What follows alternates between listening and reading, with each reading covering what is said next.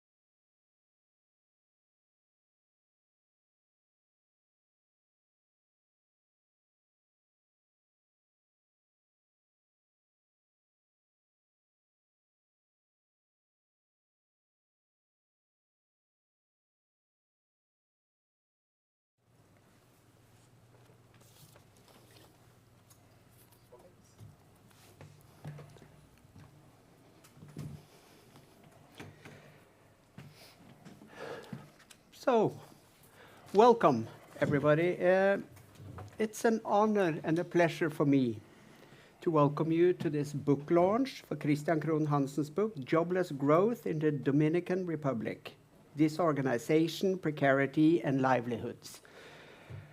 It's fresh out of print, published by Stanford University Press, in the series of called Emerging Frontiers in the Global Economy. As you all know, writing a book is a tedious, somewhat lonely process, which for most of us requires a great deal of stamina. And if I remember this correctly, it's the topics that Christian is dealing with in this book started through some seminars or reading groups at the department back in 2013, and the writing project in 2015. It's therefore important to get together for constructive dialogues which treats the labor invested in this project, writing projects, with the respect it deserves. And yes, it's also important to celebrate. Now more than ever, after 2 long years with COVID and related shutdowns, social distancing, and very few occasions to cultivate good collegial relations, which is necessary to push our work forward. The program today is as follows. I will shortly hand over the word to Christian, who will introduce the book, about 15 minutes, I think. Then we will have comments from our colleague at the department, Elisabeth Schober, who is here, and Susana Narotzky, who I believe will be joining us on Zoom from Barcelona. Then we will have time to... Hi there. Then we will have time to enjoy some finger food and some bubblies, and have time for questions at the end. And just to make you aware of that, we will stop recording when we get into the Q&A session. So, Christian, the floor is yours. Thank you, Rune, and thank you for setting this very low-key, friendly tone. Appreciate that.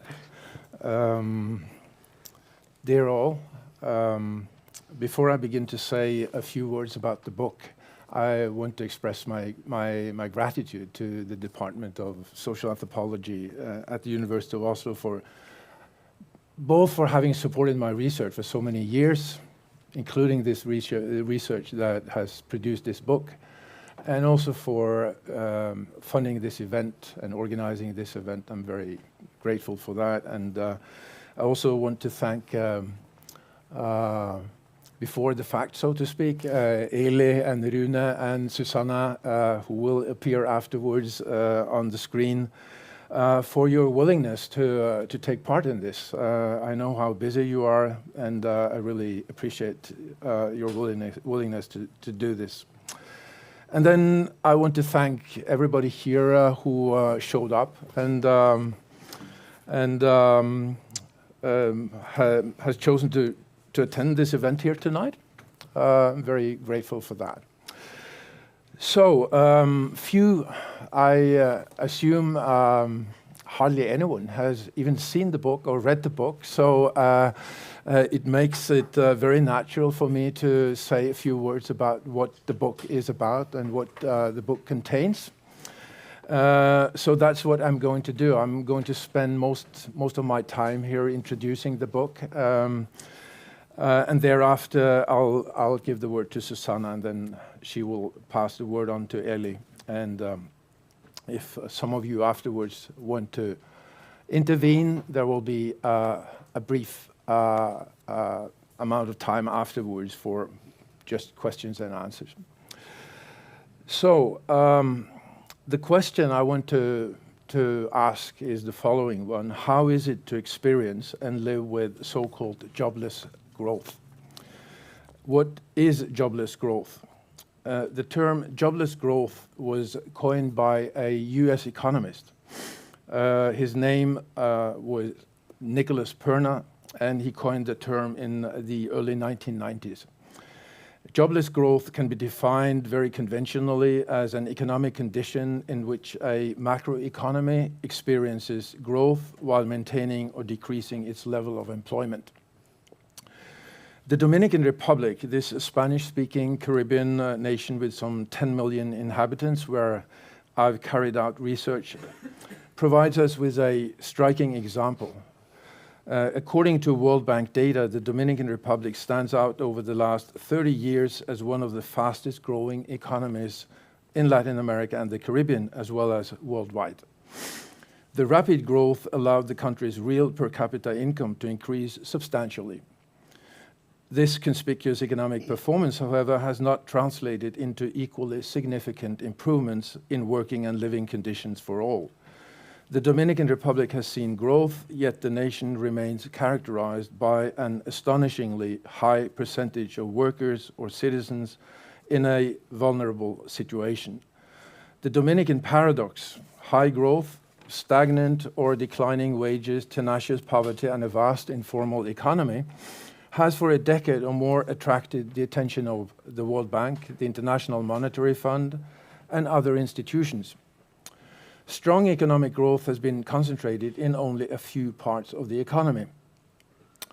Such sectors, especially manufacturing in the country's zonas francas or free zones, telecommunications and financial services, have had limited impact on job generation, even though they have been growing at high rates and generating a large share of the Dominican gross domestic product.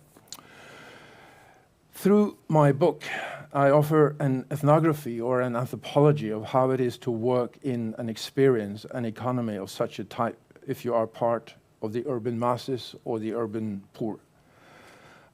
Through my book, Jobless Growth in the Dominican Republic, I seek to offer an example, or if you like, a model for the anthropological study of jobless growth.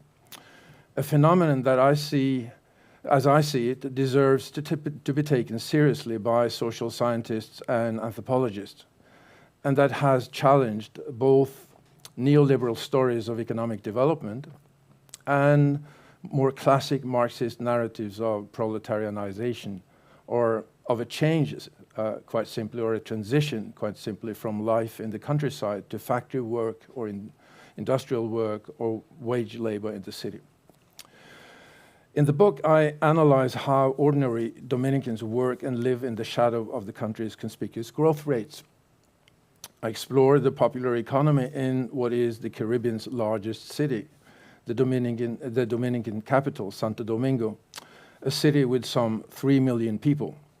Here in this space, this economic, urban, social space, I investigate how people act and survive in a part of the contemporary world that lacks good, in quotation marks, decent paying, rights-based, secure jobs. I examine the condition of the urban masses and the changes and conditions in Greater Santo Domingo in the 2 decades from the late 1990s to around 2020. I interweave ethnographic analyses and forms of social history. So in the book, there is a lot of ethnography and there is much history. Welcome, great to see you. Factory work and wage labor play only fairly modest parts in the book. As I show, few in today's Dominican working class barrios bank on a future with wage labor. Instead, my book explores a series of other forms of work that ordinary Dominicans perform to be able to make a living and create a future for themselves and their loved ones. In one chapter, I analyze the conditions and activities of Santo Domingo's small furniture makers, that is, a set of workshops. In another chapter, I investigate the histories and the strategies of single mothers who either operate a small food stall or buy and sell vegetables. Until recently, most Dominicans purchased food and groceries in so-called colmados and in public markets. El Colmado, the small neighborhood or street corner store, continues to be the most widespread small business in the country and is a national institution, a Dominican institution. And in one of the chapters of the book, I discussed the major changes in the Dominican retail distribution sector over the last few decades, and in particular, the appearance of chain supermarkets, and I analyzed the present conditions and practices of Santo Domingo's colmados, or small barrio stores, in light of these restructurations of the retail sector. In another chapter, I focus on the nation's cooperative movement. Over the last 2 decades, Dominican savings and credit cooperatives have become increasingly important. And the chapter discusses how these collectively owned business ventures are organized and how they function economically and socially. So in the last chapter of the book, which I've called Jobless Growth, No Labor Futures, and the Investigation of Popular Economies, might seem a relatively pretentious, a bit ambitious title. It is the title of the chapter, and in that chapter I try to outline a set of answers to a more general or broader question. How can researchers usefully examine the popular economies in the many vast city landscapes that since the mid-20th century have appeared in the so-called global south? In the chapter, I argue that we still need to have a strong interest in labor and the labor concept, in spite of the picture of the labor market or the global lack of proper jobs that the book sketches. Put differently, the book can be said to be about the need to ask a very important question in my mind. Why does the idea of universal wage employment appear so thoroughly unrealistic in so many places in today's world? At the same time, I argue, as I just said, that we ought to continue to have a strong interest in labor forms and the labor concept when we explore popular economies. Another general argument in the book can be briefly formulated in the following manner. I maintain that we need empirical, grounded analysis of the articulations between labor and time, or between particular labor activities and specific timescapes. Why time? Why the need to examine the relationship between labor and social time? Popular economic activities and strategies are, in my view, thoroughly precarious. That means they are unpredictable, insecure. The basic condition is shot through with uncertainty and vulnerability. Much of this, as I see it, has precisely to do with the agents, or in this case, ordinary and poor people's encounters with and experiences of social time, with their experiences of the diversity and clashes among economic, political, and bureaucratic rhythms. And in the book, I seek to show and substantiate this claim with the aid of ethnography of individuals, families, and small economic ventures. So to round off and do something different, I would like to read a few lines very shortly from the book. I've chosen to read from chapter 4 in the book, called For Cooperatives. And of course, any choice of reading a few lines will be fairly arbitrary.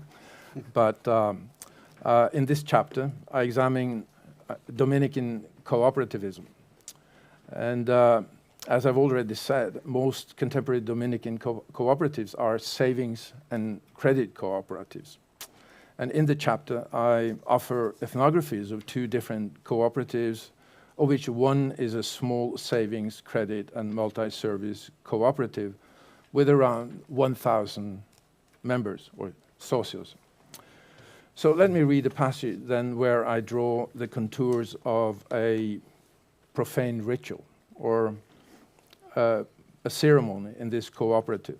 That is, do what you probably expect an anthropologist to do when he tries to do serious economic analysis. I'll be brief, but quote, and now I read, the cooperative community's existence was celebrated on special occasions. Sunday, August the 5th, 2012, for example, I attended Divina Perez and Friends monthly members meeting. The meeting was special. It was a celebration of 3 different occasions.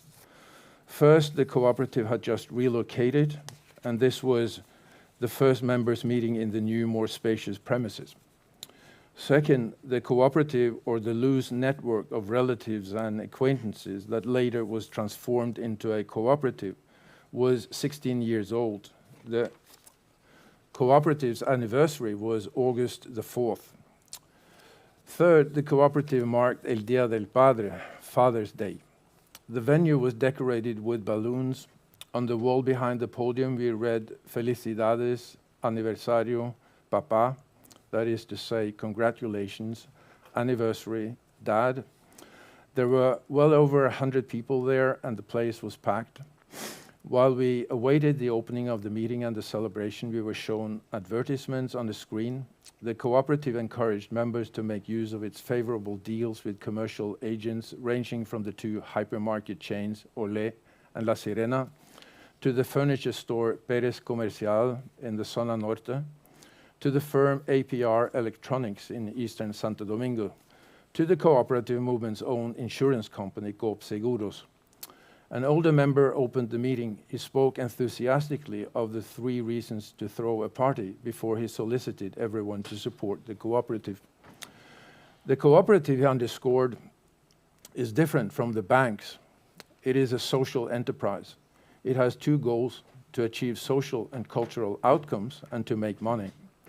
The cooperative, he went on, is for the family, a family enterprise for the benefit of the family. We have all to defend nuestra empresa, our firm, he finished.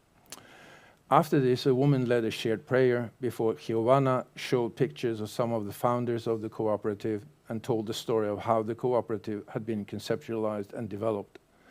The rest proceeded cheerfully. Those who were fathers were given a gift by the cooperative, and all the attendees were served food and drink, homemade salads, bollitos de yuca, cheese-filled cassava balls, juice, and pieces of a gigantic cake.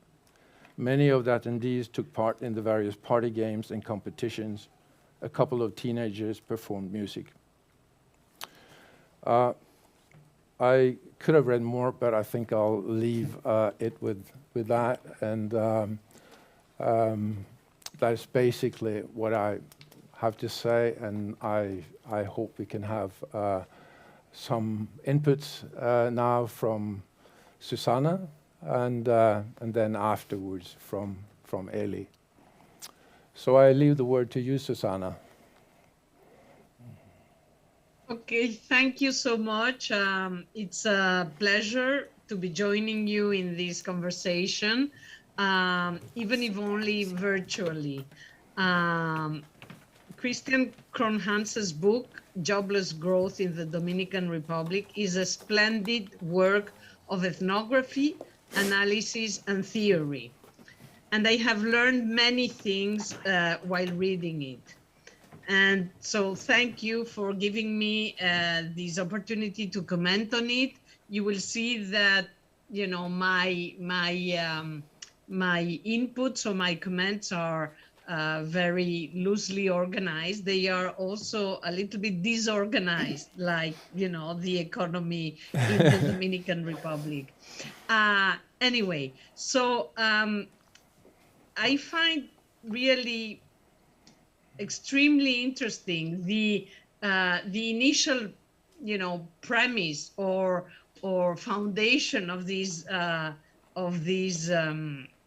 book, which is this idea of jobless growth. What is jobless growth? This question, and the ethnographic exploration of these in the Dominican Republic. And what I find extremely interesting about this jobless growth premise is this, what Christian has presented as the Dominican Paradox, which is this macroeconomic growth without actually decent employment.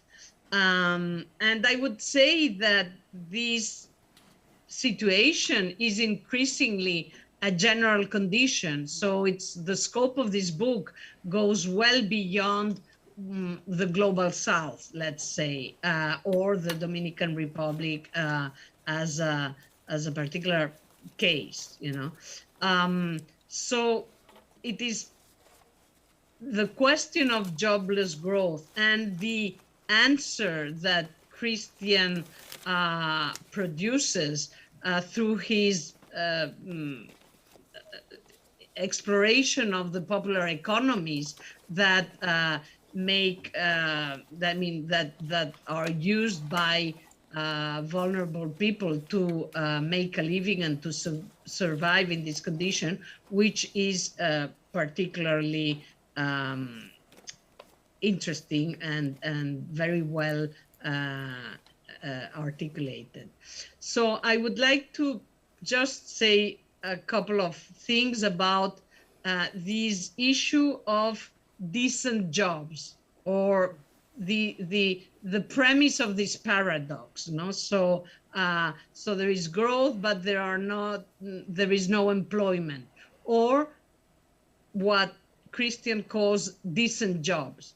And I think I find that one of the interesting things in the book is how, you know, we go beyond this idea that employment or wage work is about decent jobs, because what we are seeing is the absolute centrality of the informal work, which is often waged, I must say. So I think that often we tend to equate employment with decent jobs, that is to say, jobs that have decent paying or rights-based jobs, or secure jobs, or protected jobs by state regulation. But in fact, employment could be understood in a much larger way, and wage work also could be understood in a much larger way, because in fact a lot of what goes on in the informal economy, so-called informal economy, is waged labor. So we have situations where labor enters the market as a commodity, that is to say, in exchange relationships, but in many different forms, in many forms that include other relationships that are extremely important as well for these market exchange to take place. And these other relationships are what has been often described as social capital, but we could describe them as connections, patronage, kinship relations, etc. And all of these we see in the ethnography. We see these you know, people working in small family businesses, you know, family networks being very central to finding different sorts of you know, jobs, or just other resources such as capital, for example. No. In any case, what is important is that in Christian's work, basically what appears is this enlargement of what, you know, a job is, of what employment is, and this enlargement brings in all these other forms of market relationships, but which are entangled with other kinds of relationships. So I think that's a first remark, and you know, with this remark, what I want to bring forward is the fact that this is not such a particularity of the Dominican Republic, but is more and more a generalized reality, and that in fact this idea that forms of social capital that go on in the informal economy are not happening, or are not, you know, practices that go on in the so-called formal economy, is very questionable, because the formal economy, you know, is really completely I don't know how to say it, completely atravesado, no?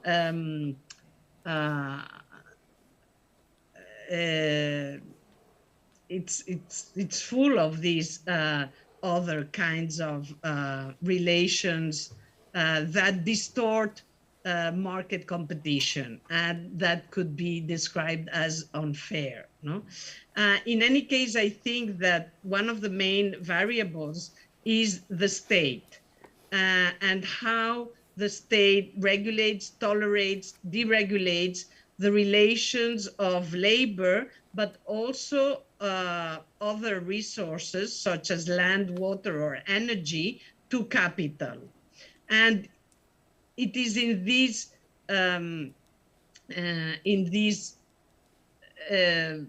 importance of the state function, so to speak, that I think this book does an excellent job. It does an excellent job at looking at these popular economies, and the popular economies that are mainly addressed here are those related to small family businesses, self-employment, or these credit cooperatives or other kinds of community cooperatives. How these popular economies articulate with the state at different historical conjunctures. And I think that one of the very significant contributions of this book is showing how history is really central to understanding how the connections between popular economies and capitalism and macroeconomic growth and vulnerability happen. No? So I was surprised when I was reading the book at the parallels, many parallels with the Spanish political economy history. For example,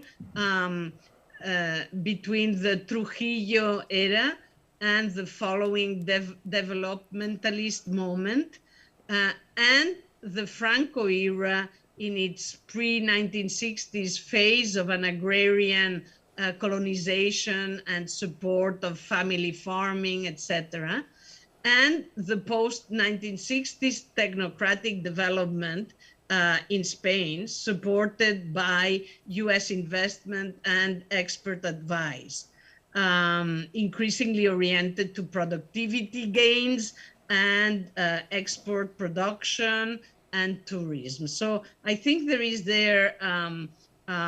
many parallels that make me think about the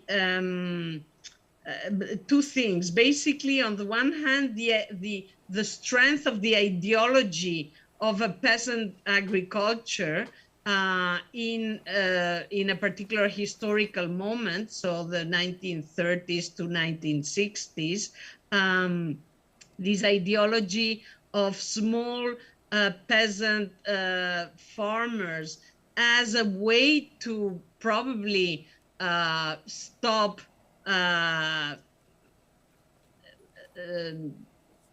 day laborers,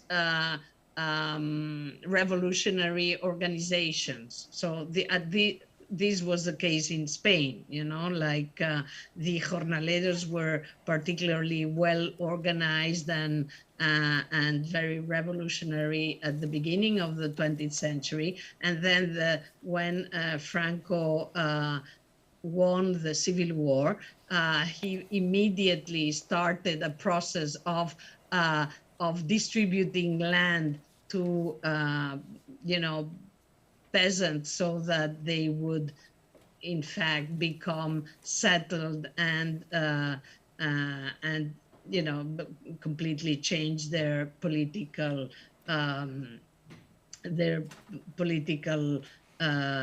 interests, no? So on the one hand that, on the other hand, I see that this the parallel between the Dominican Republic, Trujillo era, and the Francoist eras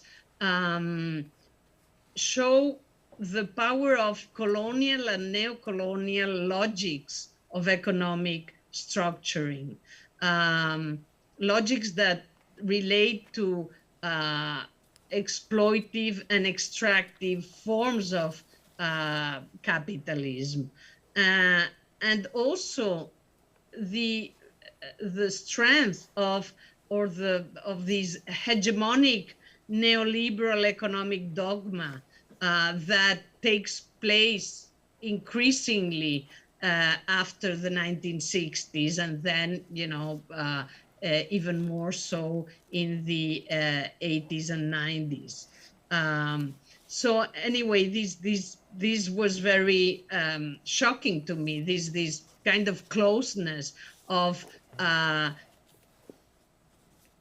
two spaces that had different, in fact, historical developments.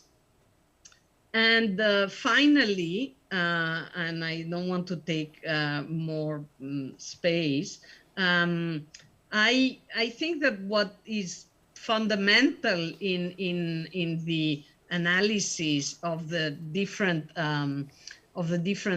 chapters is how each chapter points at connections and disconnections between the state, the market, finance, and other relationships such as kinship or neighborhood or other kinds of sociality, no? And I think that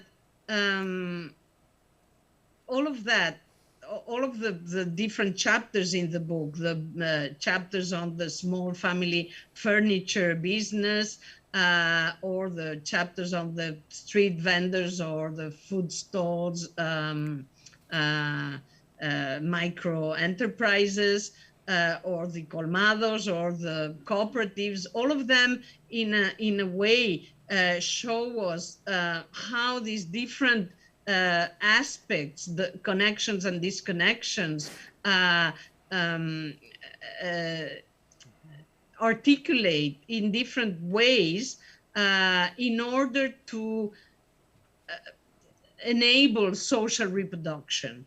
And when I say social reproduction, I mean both the reproduction of the livelihoods of these more vulnerable people who do not have proper jobs, but also the reproduction of the larger capitalist system in its unevenness, no?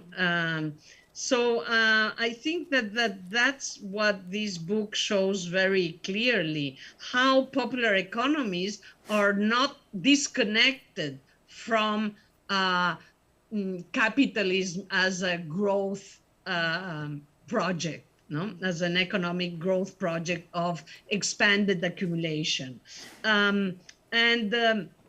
Just to finish, I want to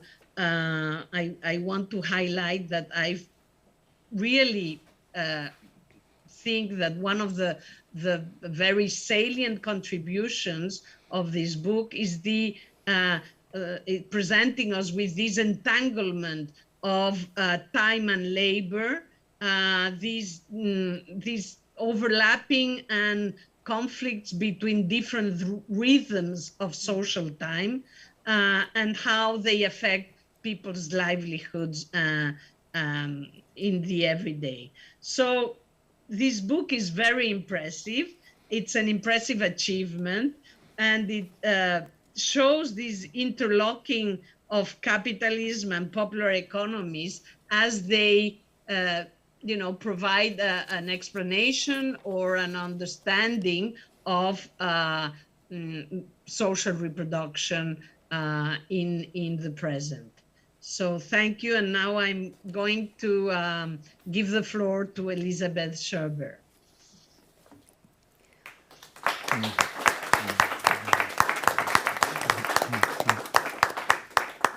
Could I just spend 2 minutes before we leave the floor to Eli? Thank you very much for very generous and inspiring reading of the book. Of course, it's much easier for me to recognize some of the resonances. But very briefly, 2 things. Before I hand the word over to Eli. One thing has to do with one of the many things you mentioned, that there is an emphasis in the book on looking at the relevance and the importance of the state, and that has absolutely been part of the project to try to show in many different ways how the state-making process is part of what we're talking about here in the Dominican Republic, but more generally, if you want to understand popular economies or economies. So that's I think it has probably a lot to do with me also coming. I started out when I was much younger doing economic anthropology. And then I moved on and had very many years where I focused mainly on political anthropology and the anthropology of the state. And now I've kind of returned a little bit to doing more economic analysis. But I'm trying to bring with me this project of working on the state as part of doing this more economic anthropology or economic analysis. So that's a very relevant point that you're bringing out there. And then to make it short, I was struck by the comparisons that you found between the authoritarian history of Spain and the authoritarian history of the Dominican Republic. And you mentioned that you had reflected, reading the book, on the strength of a peasant ideology as a kind of force in history, and that is also something that I've been thinking a lot about when I've done the book, because very briefly the Dominican Republic was a dictatorship up till 1961, and those of you who read the book will see that I emphasize very much that the social history up to that point was very much of a modernizing dictatorship that relied very much on the peasant society. Most Dominicans continued to live in the countryside. And a lot of what I analyze in some of the chapters in the book show the continued relevance of a lot of ideology or thought or ideas or perspectives among common Dominicans that are rooted in the long agrarian history that continues to work in the city. Yeah, so that is also something very relevant that you bring out there. Yeah. Okay. Great. Yeah. So first of all, let me congratulate you, Christian. And thank you also for inviting me to engage with this newly published work of yours. So having read shorter pieces of yours in the past, I was not surprised to see that the book turned out to be an extremely good read, and that it is not only well written and engaging, but most importantly that it makes a number of important contributions to anthropology at large. which is something I will go into more detail here in a bit, sort of focusing on the highlights as I see them. So as Rune has already also mentioned earlier, writing a book is a tremendously difficult and lonely task. And it can at times also, it takes a lot of grit and determination to finish. And not only does it take time to write a book, it can also take it out of you on occasion. So I'm really glad that we are now in the habit of actually getting together and celebrating as a department of social anthropology. And you're ready to sit down and spend the time when one of us has managed to finish wrestling with the production of a lengthy text over time and has made it from idea to hard copy, as it were. And the hard copy that we have here is definitely a book I can wholeheartedly recommend to potential readers out there. To me, it's first and foremost served as a great reminder of the fundamental strengths of both ethnography as an intellectual form of engagement with the world, and also of the merits of producing a monograph rather than a series of articles. Because the detail and the thorough documentation that you give us in this book, and that usually goes into a monograph, is really fundamental to what we as anthropologists tend to do, and perhaps also fundamental to the way we make sense of the world, which is really about dislocating our bodies, our lives, our senses from our routine lives for a given and often lengthier period of time in order to study something up close. So the monograph is a good form to engage with the world after we have done that, I think. And then dislocations of another kind are really at the heart of this book that Christian has written. The dislocation that labor in the Dominican Republic experiences, to be more precise. And of course, he's already mentioned he's building here also on earlier work, also with Penny Harvey around dislocations, which was published in the JRI. And in the book now he defines the term dislocations as, I quote, the unevenness of transnational capitalism's unfolding and the way in which both historically produced locations and historically generated persons are transformed into altered forms by the movement of capital.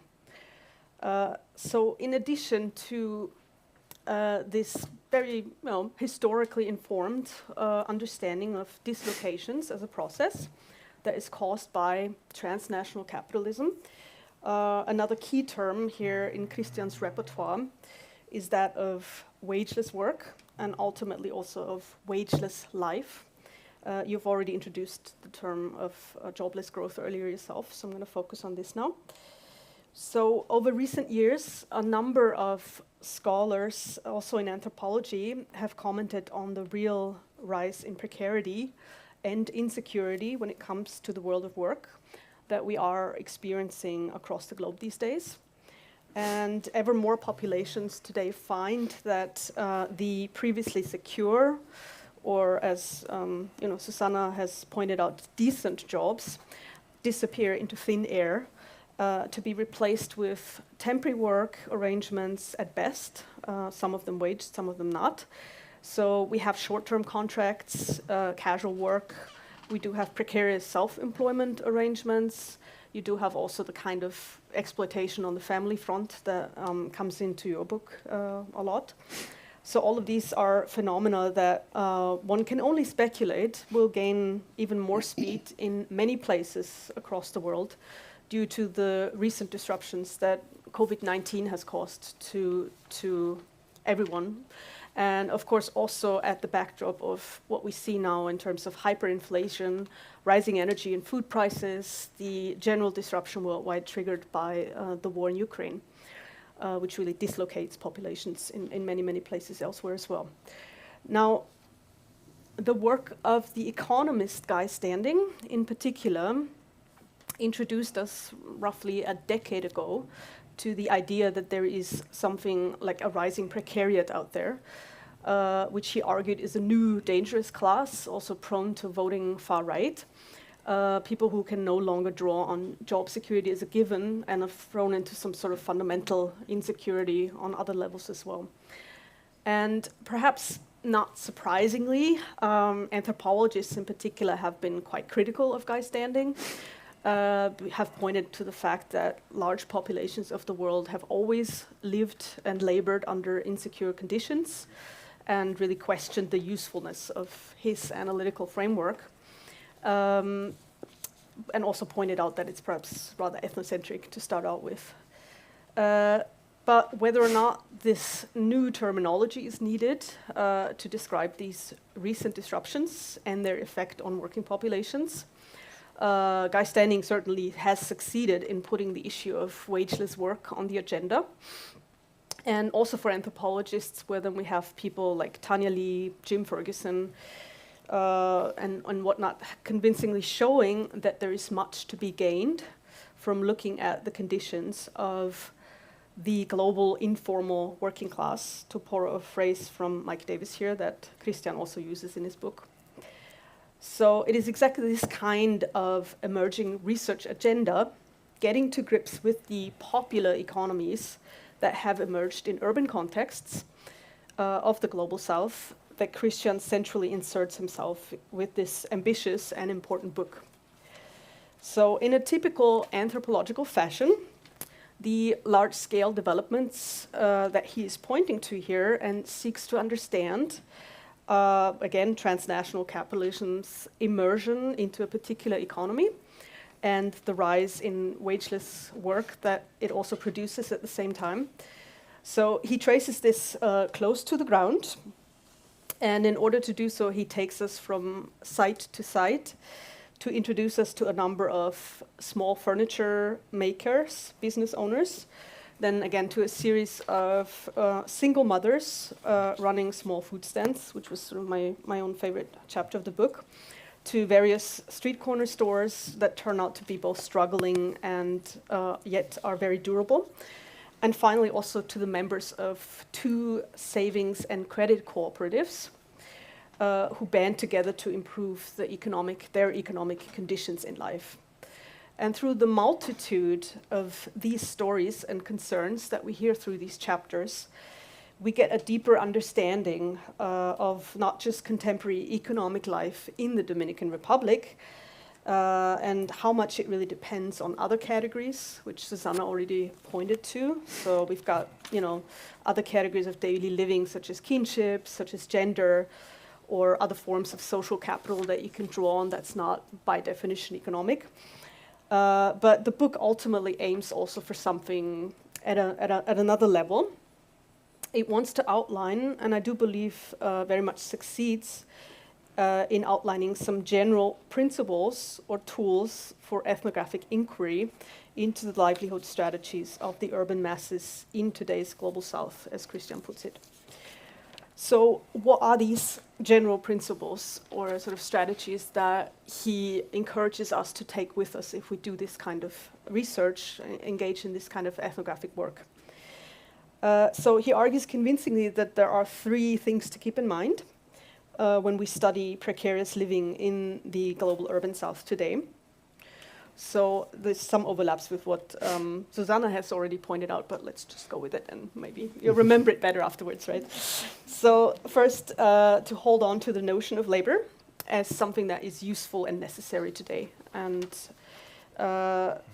secondly, that we need to focus on time, because it is particularly fruitful of a lens when it comes to studying the disruptions of capitalism, as anthropologists in particular. And then third and finally, that the access to resources like land and housing is a key tool in order to understand how people actually make ends meet when no wages are in sight for them, or no decent jobs, as it were, are available to them.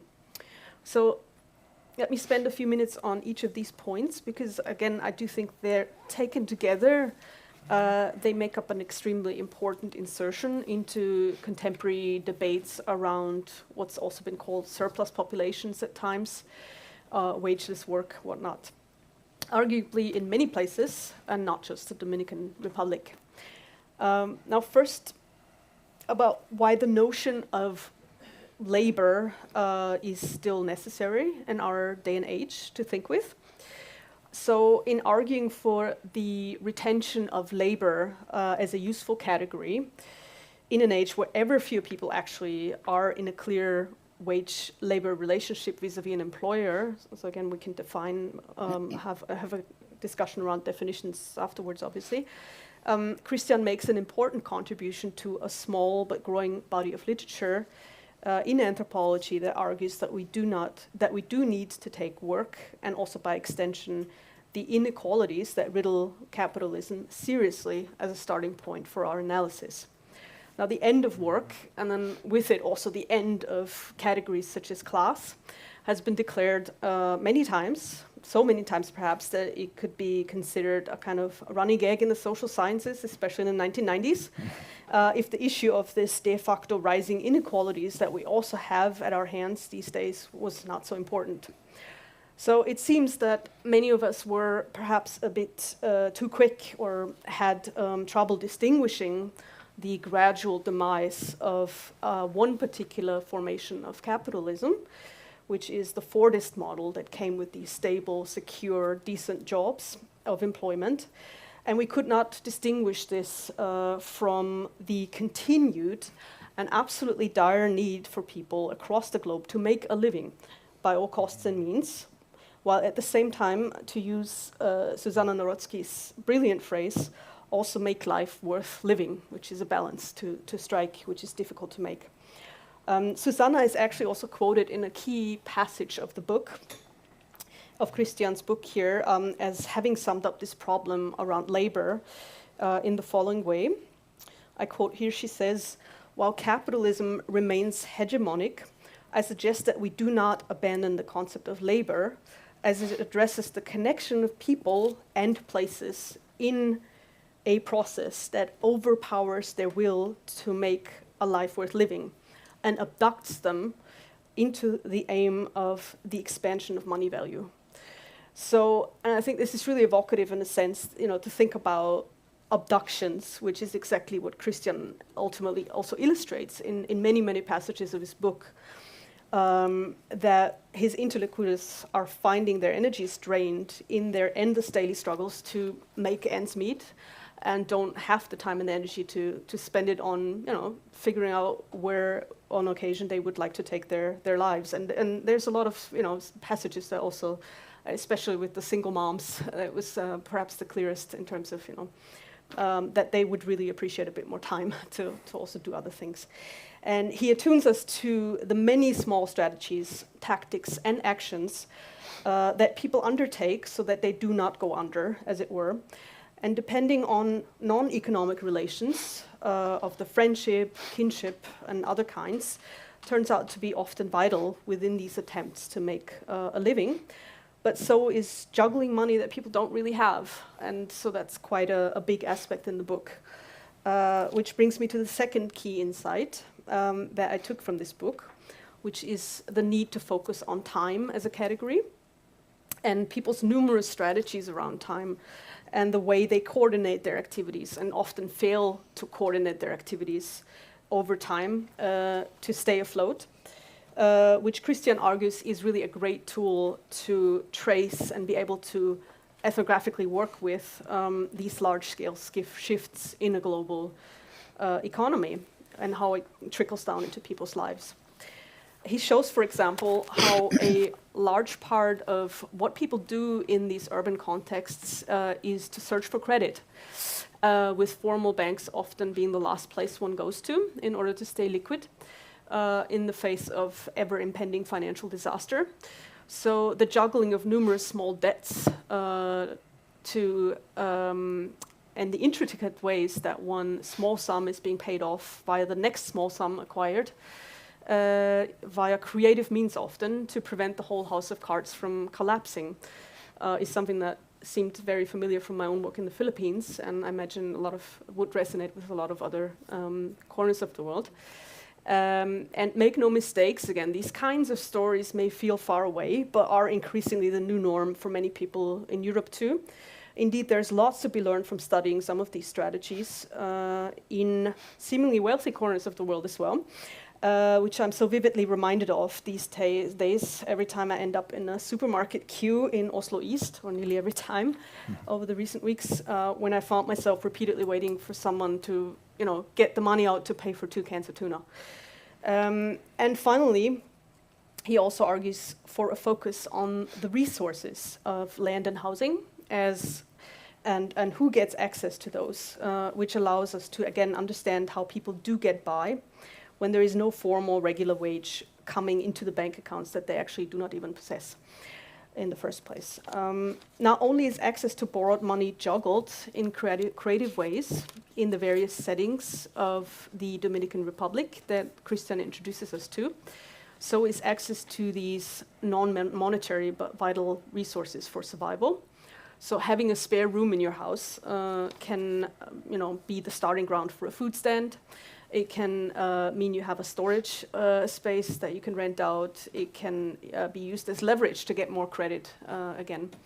And as Christian put it on page 163 of his book, he says, the question of who accesses land and housing and what they do with it is key to analyzing the reproduction of socioeconomic inequality. To put it another way, the most impoverished people are normally those who are not only without income-generating work, but also without a secure physical place or home in which to produce or reproduce social relations and belonging. So, to wrap things up here, I found this to be an extremely generative book around the topic of popular economic action, a great contribution to a growing body of literature on human economies, grassroots economies, perhaps also intimate economies, and the question as to what it means to lead a wageless life, I dare say, will not lose relevance anytime soon. Quite on the contrary, I believe the current disruptions we're facing worldwide will make this an ever more important book over the years to come. And I do want to congratulate Christian once again for having taken on this task and having produced such a great book and a fantastic ethnography as a result of it.